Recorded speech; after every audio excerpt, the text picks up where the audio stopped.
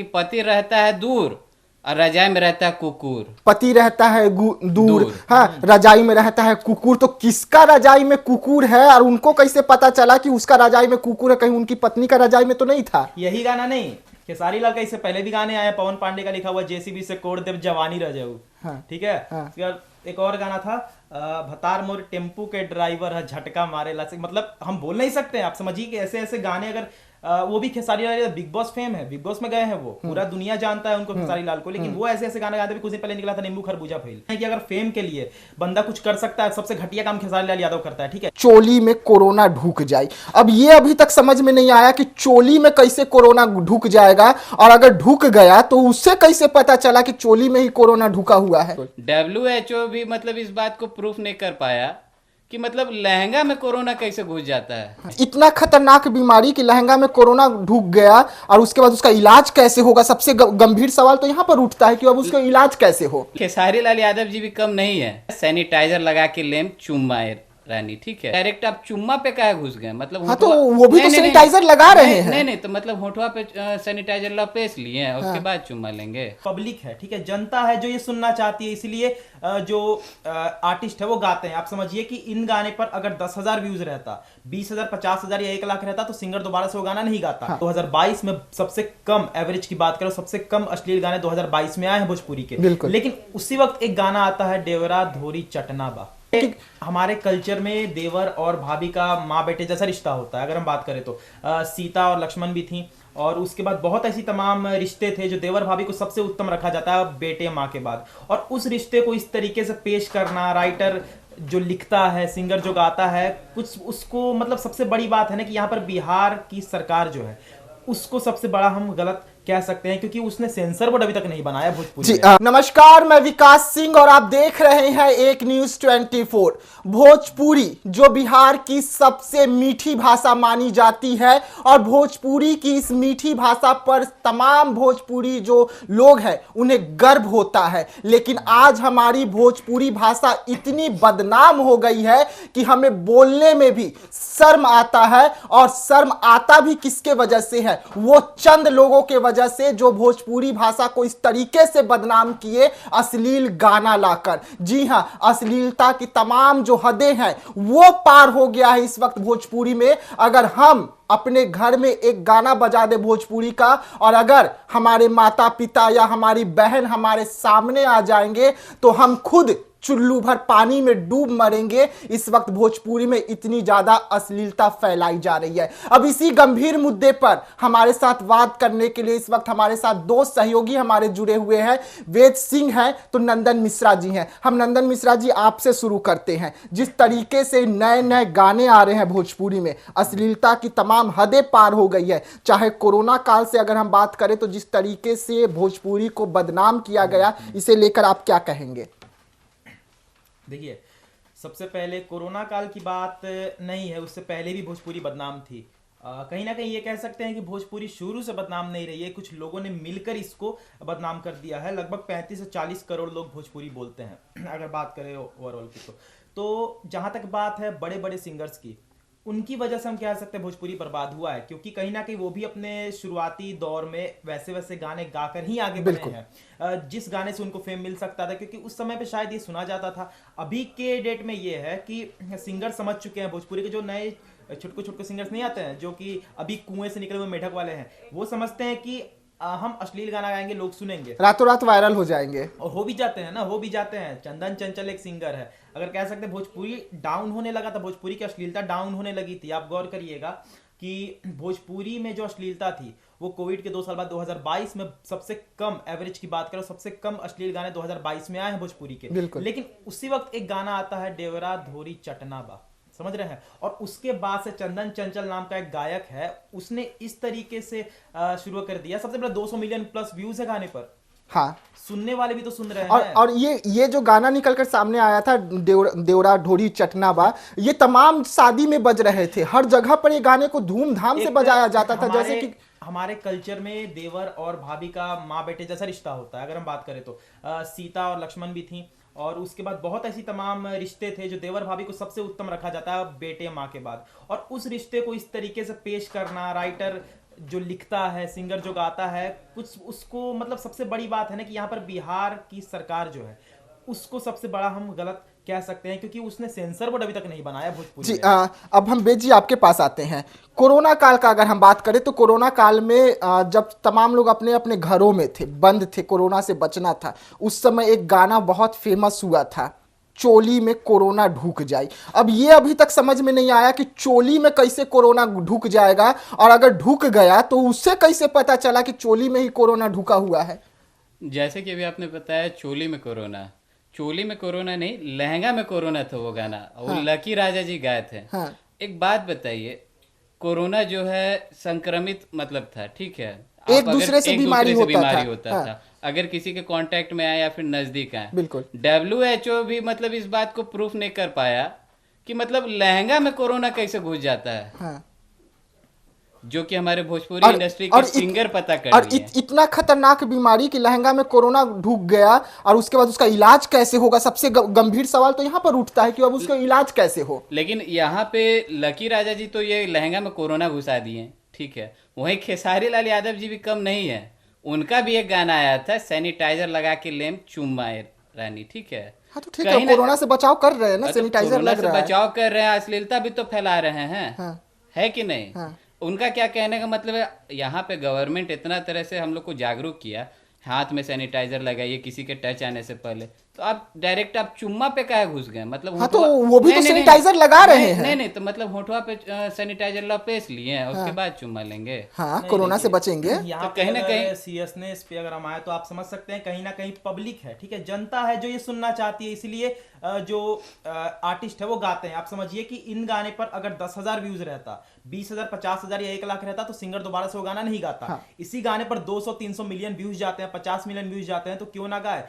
आप उसी लकी राजा के इन्होंने बात किया, लकी राजा ने इसके पहले देवी गीत गाए थे, कोई नहीं जानता है देवी गीत, 1,000, 2,000, 3,000 जाके चौपट हो गए। 2018 में सितंबर में उनका ये गाना आया था लकी राजा का, छोटे मोटे सिंगर, उनकी बात नहीं करे तो ज्यादा बेहतर होगा। खेसारी का एक और गाना काफी ज्यादा वायरल हुआ था, वो कौन सा गाना था? देखिए, कहीं ना कहीं खेसारी लाल यादव जी कोरोना के टाइम में दो गाना उनका फेमस था, जैसा कि आपको पहले मैंने बताया, सैनिटाइजर लगा के चुम्मा, हाँ। ठीक है। दूसरा था उनका कि पति रहता है दूर और रजाई में रहता है कुकुर।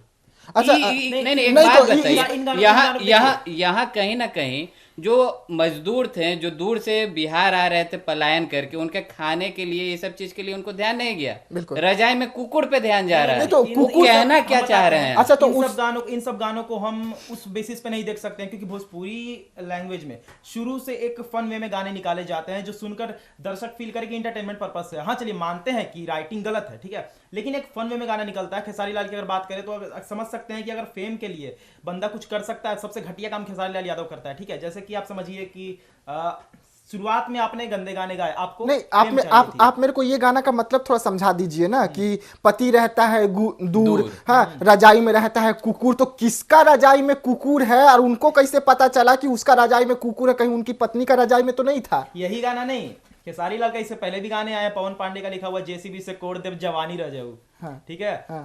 एक और गाना था, भतार मोर टेम्पू के ड्राइवर है झटका मारे ला से, मतलब हम बोल नहीं सकते। आप समझिए कि ऐसे ऐसे गाने अगर वो भी Khesari Lal big boss fame है, बिग बॉस में गए हैं, वो पूरा दुनिया जानता है उनको, खेसारी लाल को, लेकिन वो ऐसे ऐसे गाने गाते। कुछ दिन पहले निकला था नींबू खरबूजा फेल, फेमस भी हो रहा है, रील्स भी बन रहे हैं, अभी इंस्टा पर देख लीजिए 3-4 मिलियन से ज्यादा रील्स बन चुके हैं। तो ऐसे गाने राइटर लिखते हैं, गायक गाते हैं, और उसमें अगर बात करें कुछ ऐसे सिंगर्स की जो अभी फेमस हो चुके हैं, उन्हें नहीं गाना चाहिए, उन्हें गाना ही नहीं चाहिए। अच्छा, और कौन कौन से गाने हैं ऐसे जो काफी ज्यादा वायरल हुए थे, जो काफी अश्लील गाना था? देखिए, ये तो बड़े बड़े गायक है, खेसारी लाल यादव हो गए, पवन सिंह जी पे भी अगर हम बात करें तो उनका भी एक गाना अश्लीलता पूर्वक उन्होंने भी गाया है। ऐसा नहीं है, उनका जो देवी और मतलब भगवान को लेके जो गीत गाते हैं, जो कि बहुत अच्छा गाते हैं, लेकिन कहीं ना कहीं भोजपुरी में जो भी मतलब सिंगर हैं, अश्लीलता के रुख से एक बार होके गुजरे हैं। तो पवन उनका एक गाना था मशहूर, रातें दिया बुता के पिया क्या क्या किया। हाँ। अब वो उसके बीच में कहना क्या चाह रहे हैं? रात में दिया बुझ गया।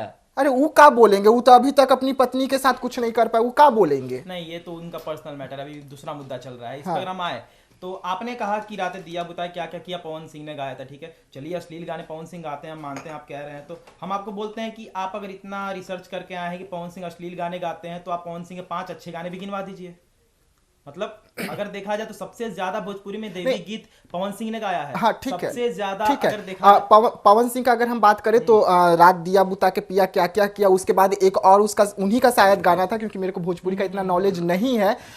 छलकता हमरो जवनिया ए राजा, हाँ, जैसे बाल्टी में पनिया हो। तो ये सब गाना क्या मानसिकता रखकर वो लिखते हैं, क्या मानसिकता रख के वो गा रहे हैं, और उसे किस ढंग से परोस रहे हैं। जो हमारी युवा पीढ़ी है, जो अभी युवा हो रहे हैं, जिनको अभी समझदारी नहीं है कि ये गाना क्या है। अब सोचिए कि अगर वो गाना अपनी माँ बहन के सामने बजा के रख दिया तो क्या होगा। हाँ, हम इसका जवाब आपको देते हैं। कुछ देर पहले हमने कहा कि जनता, ठीक है, जो पब्लिक सुनना चाहेगी वही लोग गाएंगे। साउथ की फिल्मों में इंटीमेट सीन्स क्यों नहीं होते हैं? क्योंकि वहां की पब्लिक एक्सेप्ट नहीं करती है, इसलिए साउथ के जो फिल्म मेकर है वो इंटीमेट सीन नहीं डालते हैं। यहाँ की जनता अश्लीलता ये सोचती है, अश्लीलता उनके अंदर बसा हुआ है कि मुझे ऐसा गाना चाहिए, इसलिए सिंगर्स परोसते हैं गाना। यहाँ तक कि आपने छलकता हमरो जवानिया प्रियंका सिंह के साथ पवन सिंह ने गाया था, ठीक है, वो गाना बहुत हिट हुआ था, बहुत ज्यादा, 400 मिलियन प्लस उसके व्यूज है। कैसे चलेगा व्यूज? कैसे चलेगा व्यूज? आप बताइए कि उस समय वेव म्यूजिक का शायद 3 से 4 मिलियन सब्सक्राइबर्स होगा, वहां पे 500 मिलियन व्यूज मायने रखता है, क्योंकि शेयर हुआ, लोगों ने किया, लोग सुनते गए। तो पूरी तरह से हम ये नहीं कह सकते हैं ना कि गायक ही गलत है। बिल्कुल। अच्छा, और कौन कौन से ऐसे गाना थे जो काफी ज्यादा वायरल रहे अश्लीलता को लेकर? देखिए, ये तो बड़े बड़े सिंगर हैं, कहा जाता है जैसे बड़ों को देखेंगे वैसे ही छोटे करेंगे। बिल्कुल। तो उसी तरह से शशिलाल यादव जी, जो कि उनका भी एक गाना आया था कोरोना के टाइम में ही, क्वारंटीन में बानी स्कूल के पीछे मिला आवर रानी। यहाँ कोरोना जो है इतना भयानक रूप ले चुका था, और उसमें भोजपुरी इंडस्ट्री जो है गाना एक से एक बना रहे हैं, मतलब मानसिकता छलका रहे हैं कि कैसा भोजपुरी के लोग मतलब हैं।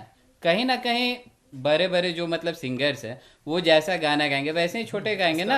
कहीं ना कहीं यहाँ पे गाने वाले का भी उतना ही गलती है और सुनने वाले का भी उतना ही गलती है। अभी इन्होंने कहा कि जैसे बड़े सिंगर्स गाएंगे वैसे ही छोटे सिंगर्स गाएंगे। विष्णु ओझा को देखकर क्यों नहीं कोई सीखता है?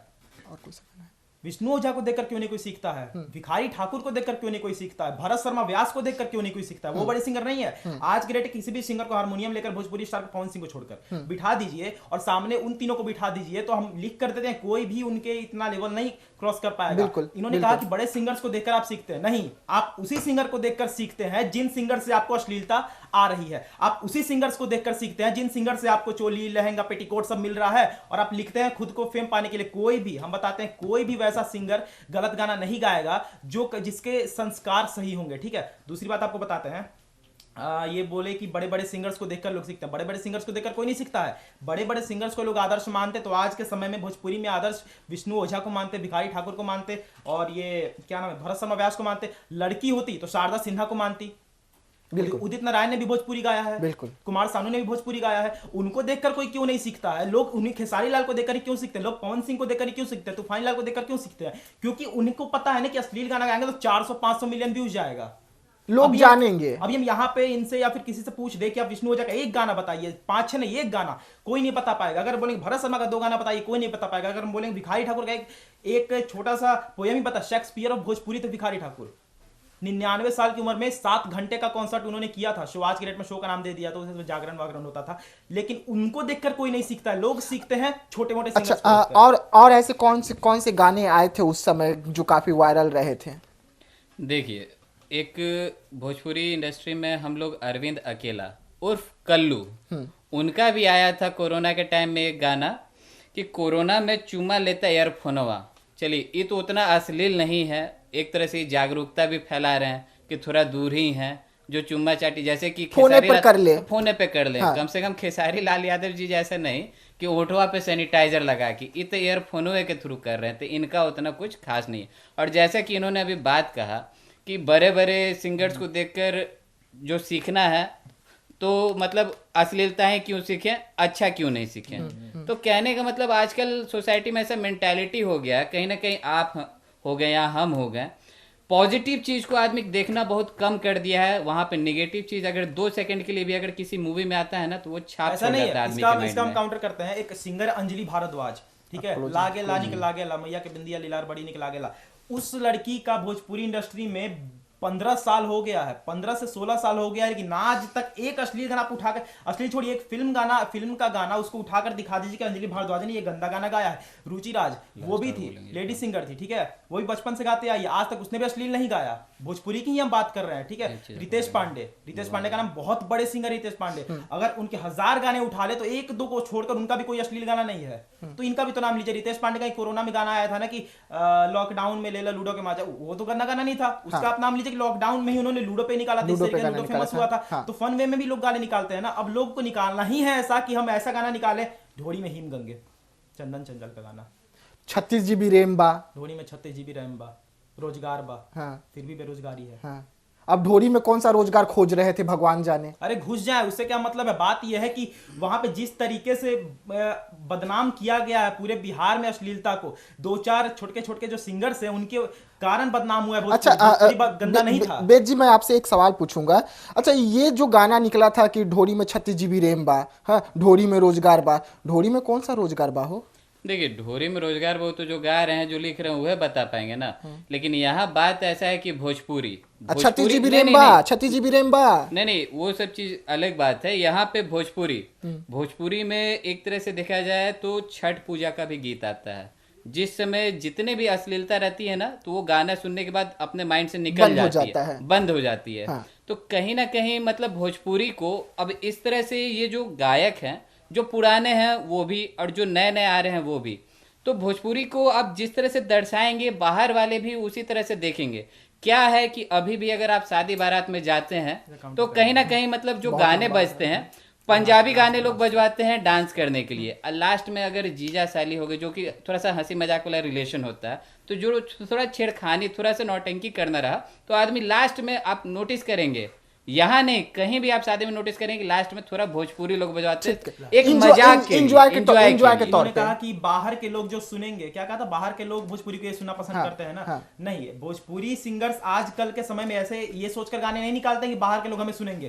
पहले के गाने बहुत दब गए हैं, पहले के गाने पूरे दब गए हैं। छठ के आपने गाने की बात की, छठ पूजा के, दुर्गा पूजा की, अब वो भी निकलने बंद हो चुके हैं। क्यों?